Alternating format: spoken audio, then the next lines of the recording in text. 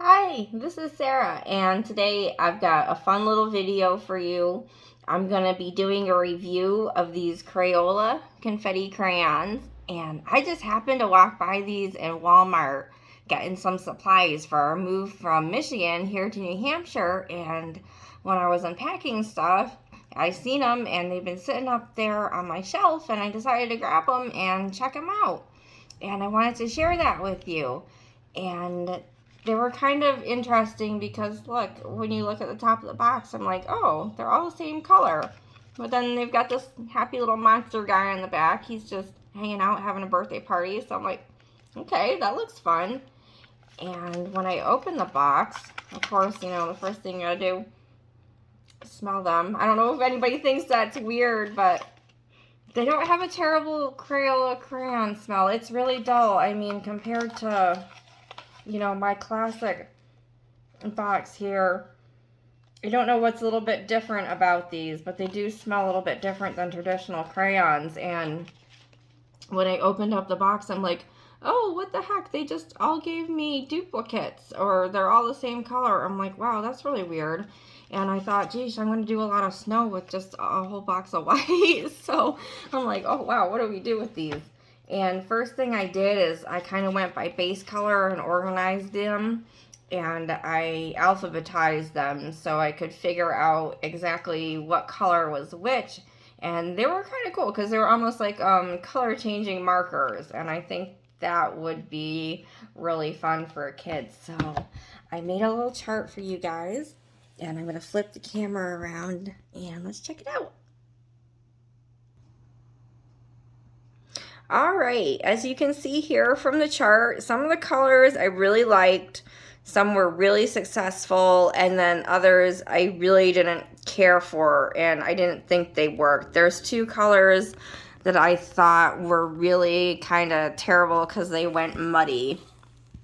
The first one that I didn't think really worked really well was this mermaid pageant one.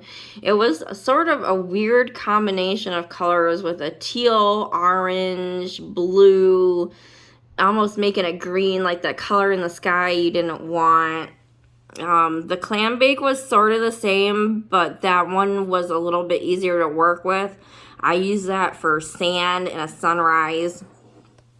And this at the circus one I thought was particularly strange too, because you think of circus as like, bright red, yellow, blues, and this one was almost like a muddy orange, purple, red, almost a little bit of like green in there, which kind of didn't work and made it a little bit brown. The other one that I thought was a little weird was the cupcake sprinkles and the rose parade. I think the cupcake sprinkles should have been called rose parade. That would have made a little bit more sense, just because I don't get a lot of rose in the rose parade. It's more brown, and it did have like little red streaks. Some of the colors I absolutely loved to work with. My absolute favorite was down here in this set. This one that they called Campfire Jamboree. That was super awesome to do a sun with. Really loved it. The raindrops and pool party I liked too. They were good for water and trees. This spring break over here was nice for trees. That was easy to work with. The winter gala I really liked too. That was good for sky. I can see how that'd be really good in a snow scene. The Flamingo Festival was successful in doing some foreground for some bushes. But yeah, that's and they had some really like interesting names too, not your just usual 24 pack of Crayola crayons names either. And let's show you what I did with these. And the first thing I did here was a little Nosset Beach and Cape Cod, a little sunrise. And for this one, I used the Campfire Jamboree, the Party Fish, the Birthday Card, Winter Gala, the Raindrops, 4th of July, Clam Bake, and the Rose Parade. And let's just zoom in here. This sun I did with the campfire jamboree. It was really fun to work with, and I liked the way it kind of made the sky illuminate. And as you can see here too, you have to be super careful with the way you're doing your lines. Like, I had to make sure to work this way with my crayon, not go like this. Same thing here too. It got a little bit saturated by the time I was doing this wave. And, you know, it did work out when I was doing this, okay, so the waves just crashed, and this is the water that come off it that will go, you know, back into the ocean. And I did, you know, make sure to make my lines in more of a cross-hatching fashion. And with the sand here, too, I made sure to work it like that, as opposed to just, you know, scribbling it like that, so I could use the lines to my advantage. And that came out pretty neat.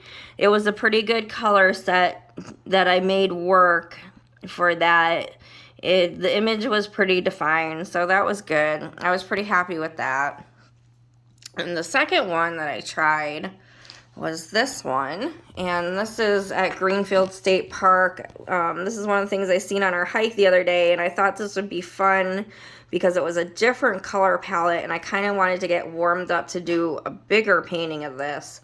And for this one, I used the raindrops, the winter gala, the spring break, the blizzard blast, the meteor shower, birthday card, rose parade, sunset loud, pool party, Limapalooza, Tweed Jubilee, and the Flamingo Festival. And this one, I did have a little trouble working in more detail with this, especially in this spot right here. It kind of got saturated, and I was having trouble working that color up in there. That meteor shower and the winter gala up there worked really well to kind of make the clouds, and then I used the darker shades with the raindrops to work in the space here to make the white and the clouds pop out, to make the dark underneath. And the rose parade, even though it was that brown shade, worked really nice to define some of the foreground here. I tried to use that in like some of the branches, but they washed out a little bit because, you know, it's crayon. You know, it is what it is. And I used this, the Limapalooza, and I was trying to do like those little circles to make like the foreground and some brush, and it was kind of hard to get like, you know, a little bit more definition, but I tried as hard as I could to, you know, get those colors to separate, where, you know, I could have used almost a little darker shade of green. I was trying to define all these evergreen trees in the back, kind of bring it forward, and then, you know, designate like another layer of plants here and a little bit more brush here. This is actually that Flamingo Festival. And yeah, but overall, came out pretty successful. I think I'm just partial to sunrises, so that's why, you know, I think I like that one a little bit more. But yeah, thank you guys for joining me for this little video. And so the Crayola Confetti Crayons, yeah, I think I would buy these for my kid, and just because of the fact that I thought it was really neat that they changed color from the white, and they were kind of magical, like those color changing markers. And I think for a kid that would be a lot of fun, going through all the colors and being like, oh, what's this white gonna do? What's that white gonna do? And the only thing is that, you know, the directionality, you have to be really careful, you know, what direction you're doing stuff in to get the lines to work with you, not against you, which is a more advanced technique. But if you're just doing, you know, a little monster in your coloring book, I think that would be a lot of fun. So thank you for joining me for this little video. Pick up a pack of some Crayola Confetti Crayons yourself. Or for you and your kids. Enjoy and have a great day.